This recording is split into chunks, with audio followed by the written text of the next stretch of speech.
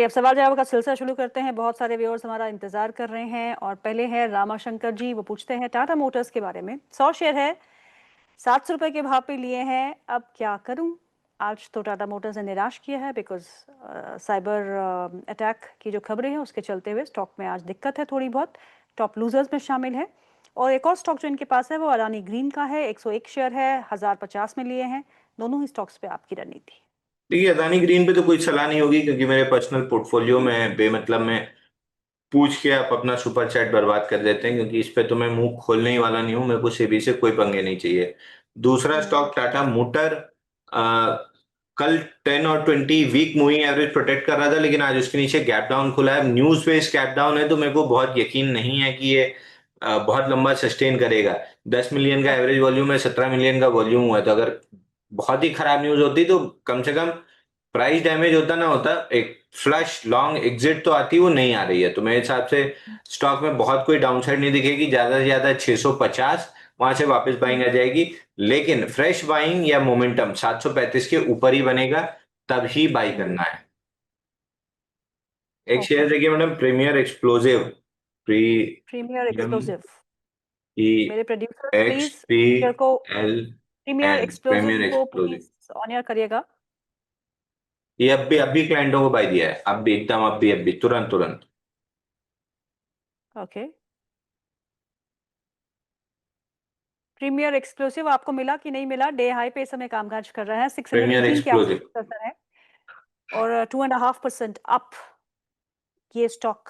क्या करना है इसमें इसमें? आया है 76 दिन के कप एंडल पैटर्न का ब्रेकआउट आया, और हैंडल 1 2 3 4 5 6 दिन की टाइटनेस थी हैंडल में। हम्म। बढ़िया कप एंडल पैटर्न से ब्रेकआउट आया है प्रीमियर एक्सप्लोसिव।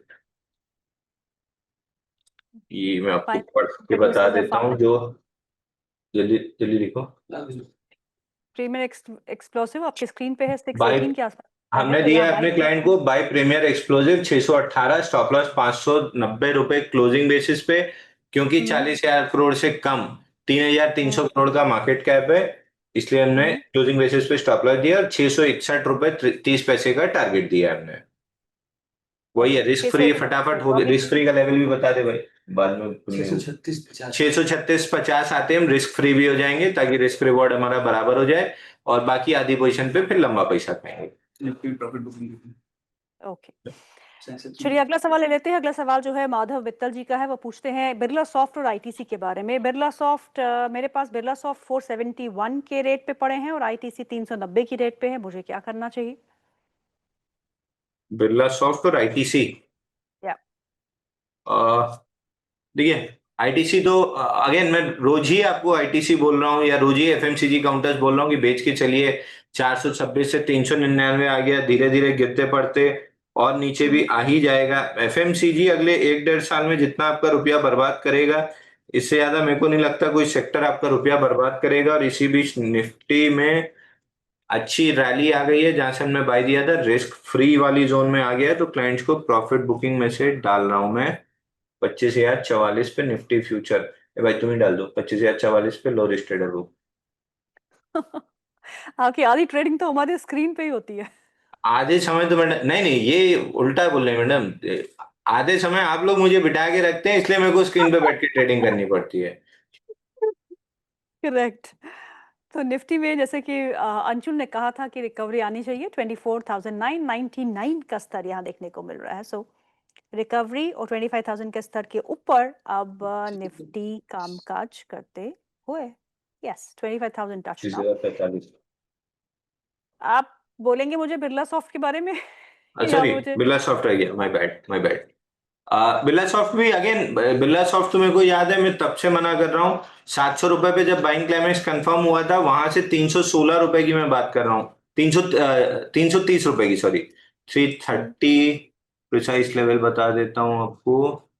हाँ, 325 रुपए 5 पैसे की बात कर रहा हूँ, जब से 700 रुपए तोड़ा है इसने बाइंग क्लाइमेक्स हम्म। करके, 700 रुपए के नीचे बाइंग क्लाइमेक्स कंफर्म हुआ है, तब से हम 325 रुपए की बात कर रहे हैं। तो स्लो एंड स्टडी है, 325 रुपए आते हुए हमको दिख रहा है। बैंक निफ्टी हम्म। ऑलमोस्ट डे हाई बनाने की कगार पे आ चुका है। बैंक निफ्टी 100 पॉइंट ऊपर हो चुका है, 55,220 के आसपास का स्तर देखने को मिल रहा है। तो हम साथ साथ मार्केट भी ट्रैक कर रहे हैं और साथ साथ आपके सवाल भी ले रहे हैं। चलिए अगले सवाल पर चले जाते हैं। और अगला सवाल जो है पंकज मित्रा जी का है। वो पूछते हैं टाटा केमिकल के बारे में, फ्रेश एंट्री कहाँ कर सकते हैं? 6 से 12 महीने का व्यू लेके चल रहे हैं वो। देखिए टाटा केमिकल अगेन वही, टाटा केमिकल में एक रेंज बनी हुई है, नीचे 900 918 आता है, ऊपर 990 1020 जाता है। ये रेंज अभी लंबे समय तक चलेगी। तो डिप्स पे आप बाई करते चलिए, 918 से 900 के बीच में बाई करके रख लीजिए। 990 से 1000 के बीच में आए तो बुक कर लीजिएगा। मेरे को याद है कि आप ही के शो पे वेटनेसडे 17 या 18 सितंबर को भी मैंने बताया था 990 1000 रुपए का प्रॉफिट बुकिंग का लेवल आया है। यहां से या तो ये अगर 8 दिन कंसोलिडेट किया तो फिर 1132 जाएगा, और फेल हुआ तो वापस 918 आएगा। तो फिलहाल तो फेल होते हुए दिख रहा है, 918 आ सकता है। अदानी पावर पे क्या करना है? अब 148 के आसपास फेल है, थोड़ी बहुत अदानी करेक्शन पावर का खेल खत्म है, अब सांप निकल गया, अब लकीर पीट रहे हैं। 900 रुपए का लॉन्ग टर्म शॉर्ट टर्म दोनों टारगेट सब कंप्लीट करके खाली हो गया है, स्प्लिट हुआ है, नंबर ऑफ शेयर्स बढ़े हैं, उसकी लिक्विडिटी आएगी, उसको मैनेज करना पॉसिबल नहीं होगा बहुत जल्दी। 2-3 महीना उसी को एब्जॉर्ब करने में लगेगा। तो सांप निकल चुका है। अगर इस समय आप अदानी पावर ले रहे हैं तो आप केवल सांप निकलने के बाद लकीर पीट रहे हैं। मैं अपनी वॉच लिस्ट से उसी दिन हटा चुका था। एग्जैक्ट बता दे रहा हूँ कब, मंडे 22 सितंबर को, जब अपर सर्किट था, 850 एडजस्टेड प्राइस था, वहां पे क्लियर था कि यहाँ पे अदानी पावर से बाहर हो जाना है। ATR extension candle clearly visible है। कंप्लीट एग्जिट की सलाह दी, लॉन्ग टर्म शॉर्ट टर्म हर टर्म ट्रेडर के लिए। बैंक निफ्टी नया डे हाई।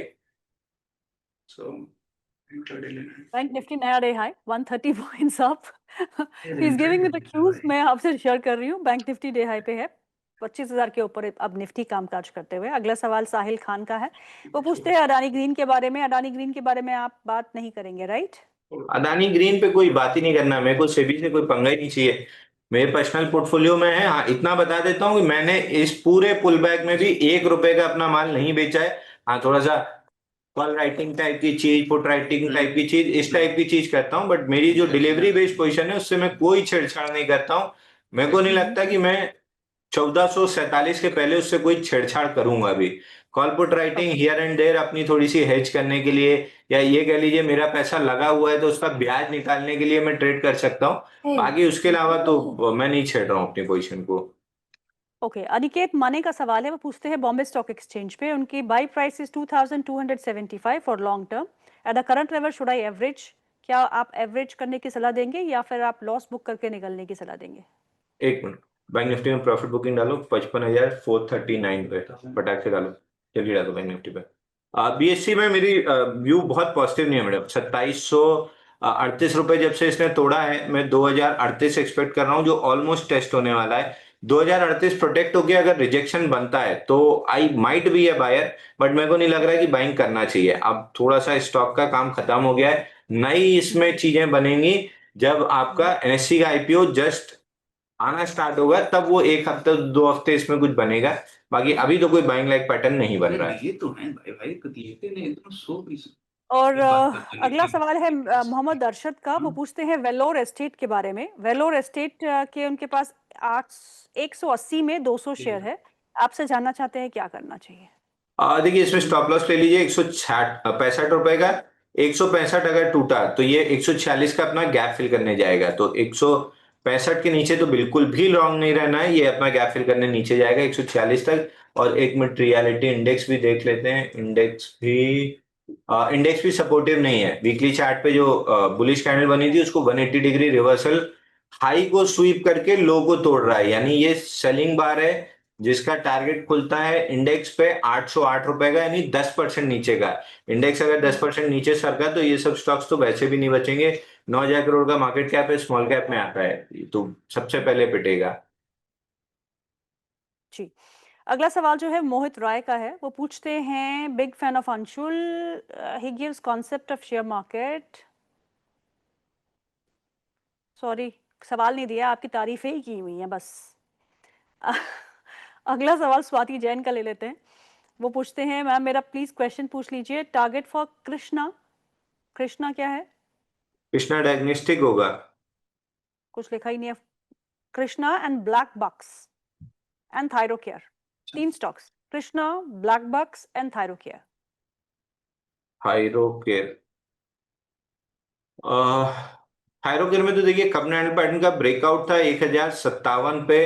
और ये मेरे को याद है, मेरे को बहुत अच्छे से याद है। ये हमने जागरण पे डिस्कस भी किया था जब इसमें से ब्रेकआउट बन रहा था अराउंड जुलाई 8-9 तारीख के आसपास की। 1020 का ब्रेकआउट बना है कपन हैंडल पैटर्न का। उसी समय डायग्नोस्टिक की सब कंपनीज में ब्रेकआउट बन रहे थे। 1500 का हमने टारगेट डिस्कस किया था, हाई इसने बनाया है 1435। और अब प्रॉफिट बुकिंग में गैप फिल करने नीचे आना था 1085 तक, जो हो गया है। तो अब 1080 का स्टॉप लॉस बनेगा।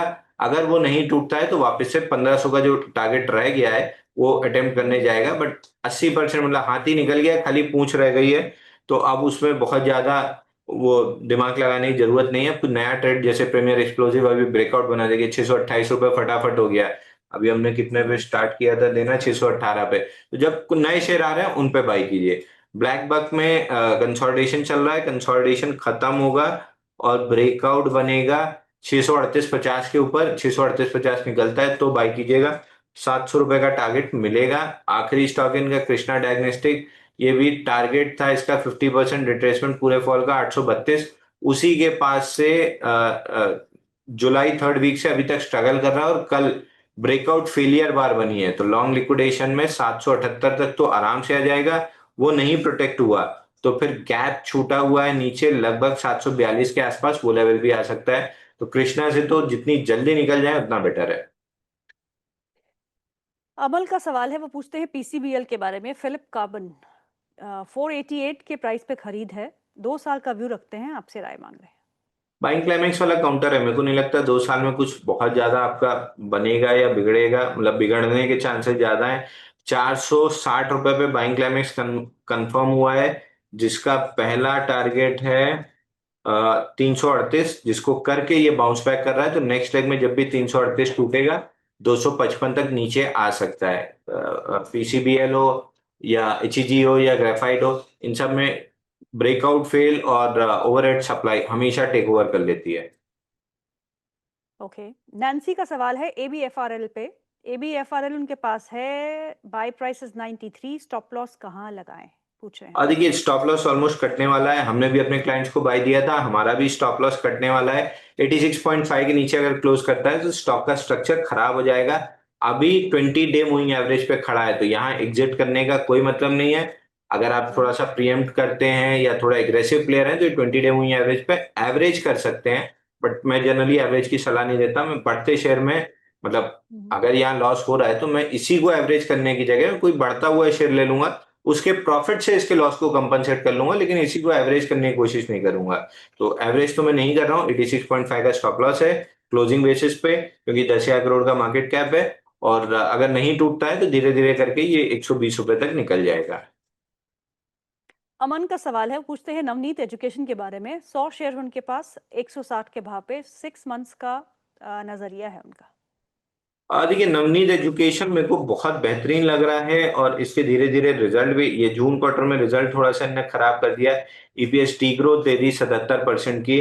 हालांकि कंपनी अच्छे प्रॉफिट में है, लेकिन ईपीएस टी ग्रोथ है, मतलब क्वार्टर ऑन क्वार्टर नंबर्स अच्छे नहीं आ रहे हैं। और 103 हफ्ते का बेस बना हुआ है, तो जिस भी दिन ये स्टॉक 170 के ऊपर क्लोजिंग करे, आंख बंद करके बाई कर लीजिएगा। स्टॉप लॉस 150 रुपए का रहेगा, 20 रुपए की रिस्क, और टारगेट कम से कम 300 रुपए का निकल के आएगा। तो 20 रुपए की रिस्क के सामने 140-150 तक के टारगेट आपको मिल सकते हैं।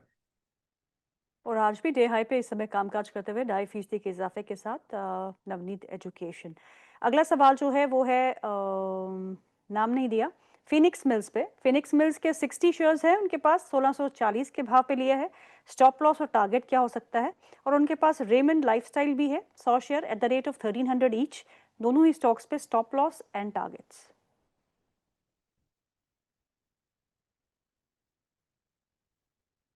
सॉरी, एक बार स्टॉक का नाम रिपीट कर दीजिए please. Phoenix mills 60 shares at 1640, Raymond's lifestyle 100 shares at 1300, stop loss and target।